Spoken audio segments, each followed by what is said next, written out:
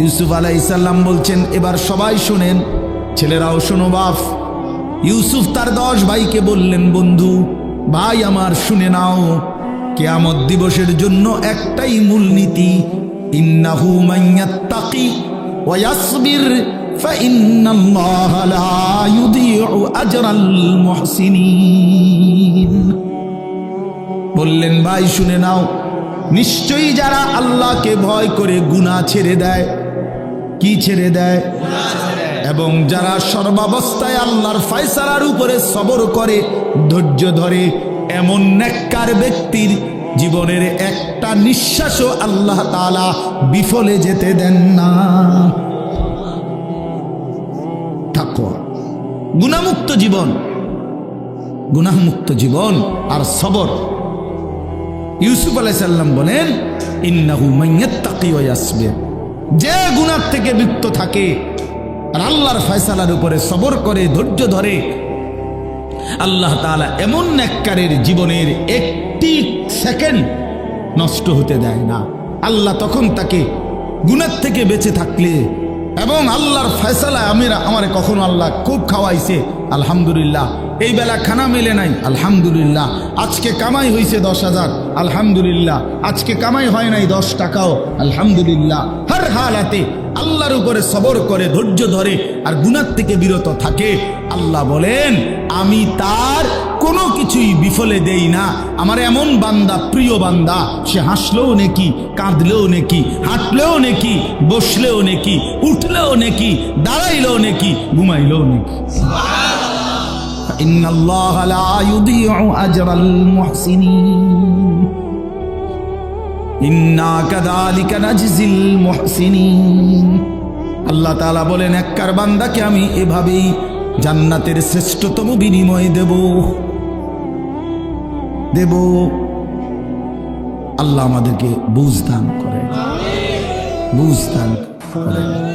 এটা কোনো আওয়াজ হইল যে আমি টান বারণ, এটা কিতাব?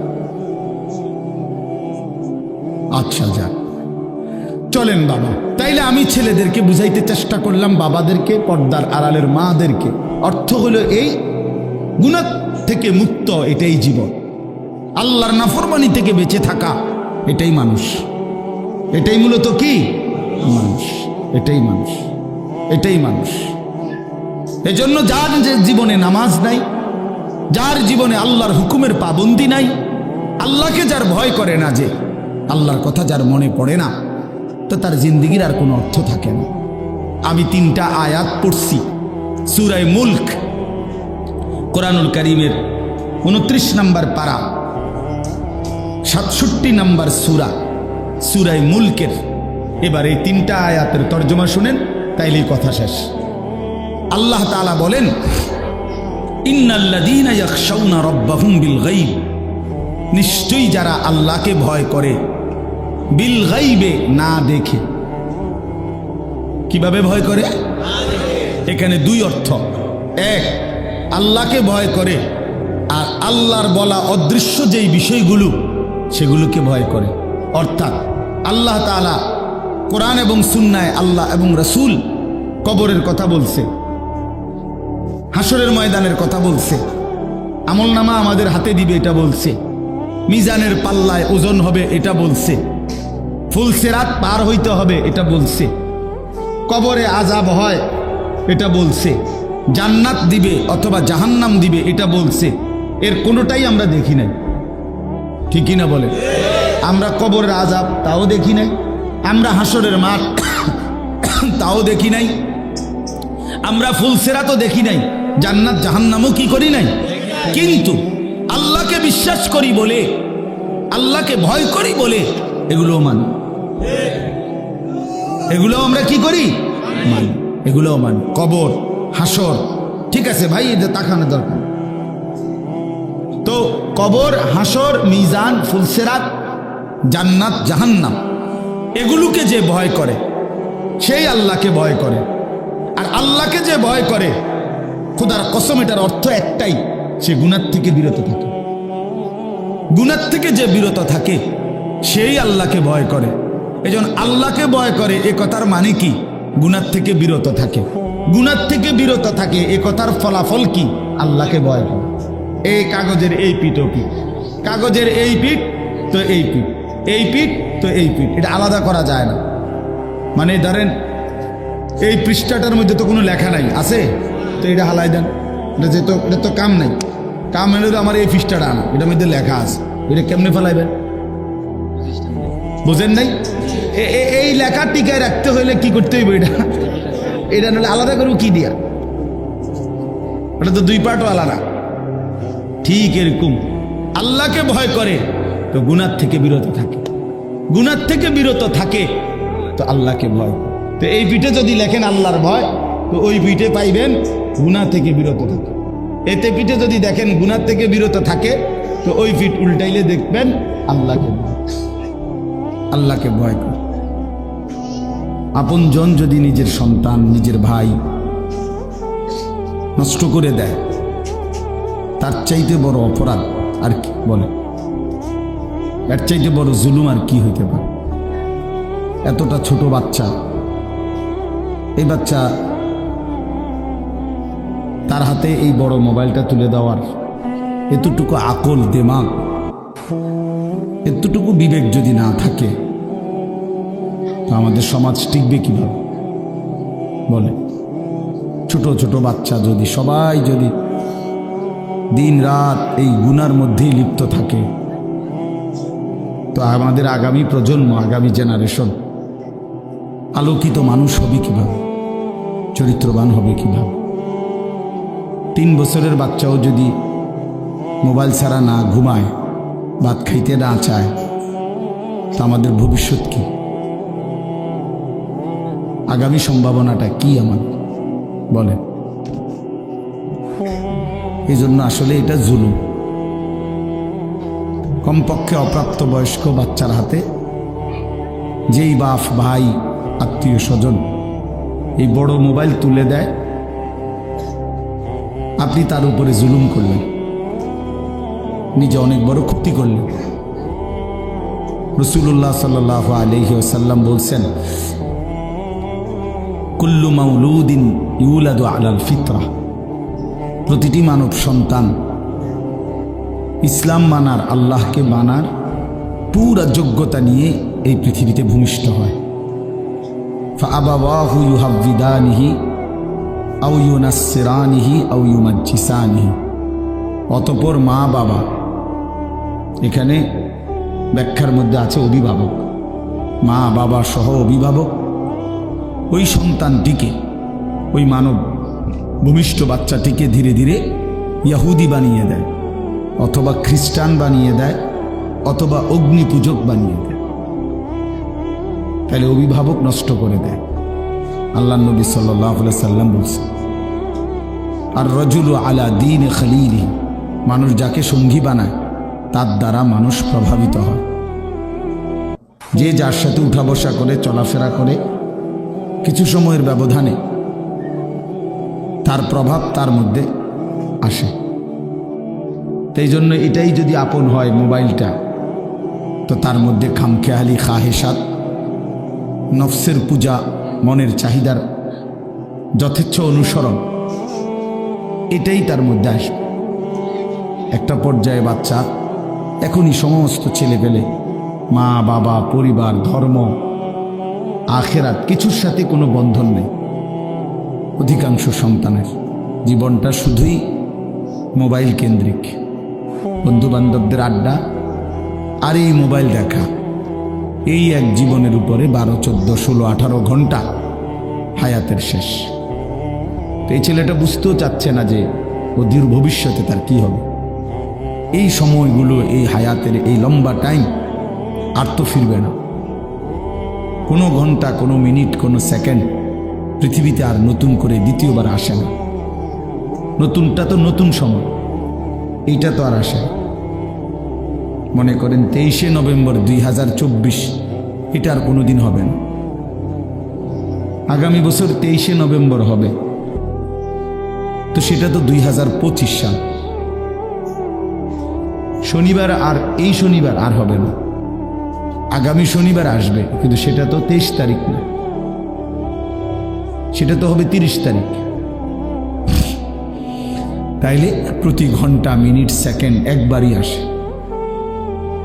কোরআন শরীফে আছে, বারবার একটা কথা আছে কোরআন শরীফে, মৃত্যুর সময় থেকে শুরু করে জাহান্নামে পর্যন্ত প্রত্যেকটি পাপী নাফরমান আল্লাহর কাছে মৃত্যুর সময়, কবরে, হাসরের মাঠে এবং জাহান্নামে বারবার আল্লাহর কাছে একটা জিনিস চাইবে, সেটা হলো আল্লাহ আমার দুনিয়ার জীবনে কিছু সময়ের জন্য ফেরত দেন, একটু সময়।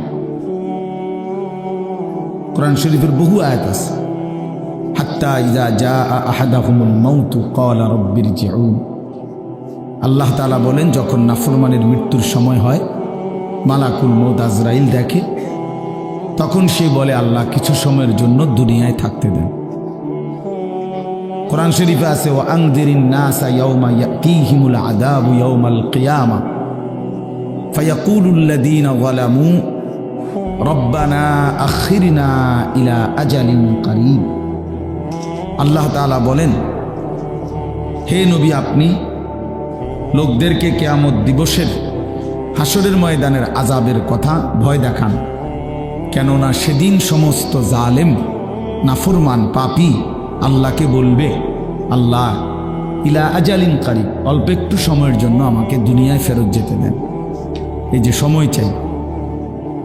কোরআন শরীফে আছে, ওয়া আনফিকু মিম্মা রাযাকনাকুম মিন ক্বাবলি আন ইয়াতিয়া আহাদাকুমুল মাউত ফায়াকুল রাব্বি লাউলা আখারতানি ইলা আজালিন করিব। আল্লাহ তাআলা বলে, বান্দা যদি নেক আমল করতে মন চায়, দান সদকা করতে মন চায়, আল্লাহর ইবাদত করতে মন চায়, যাই করতে মন চায়, এটা মৃত্যু আসার আগে আগেই করে নাও, নয়তো মৃত্যুর সময় তুমি বলবে যে আল্লাহ আমাকে কিছু সময়ের জন্য একটু সুযোগ দেন। কোরআন শরীফে আছে, জাহান্নামী জাহান্নামের মধ্যে বারবার আল্লাহকে বলবে, রব্বানা আখরিজনা না'মাল সালিহান গায়রাল্লাযী কুন্না না'মাল। আল্লাহ আপনি আমাকে কিছু সময়ের জন্য দুনিয়ায় ফেরত যেতে দেন, যদি যেতে পারি আমি নেক আমল করব। রব্বানা আখরিজনা ফাইন উদনা ফাইন্না যালিমুন।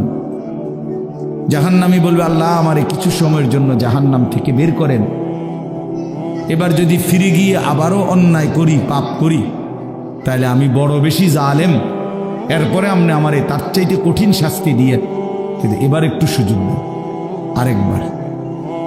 এই সবগুলো কথার জবাবে একটাই, কাল্লা। আল্লাহ তাআলা বলবেন, কখনোই না বান্দা, এটা হবে না।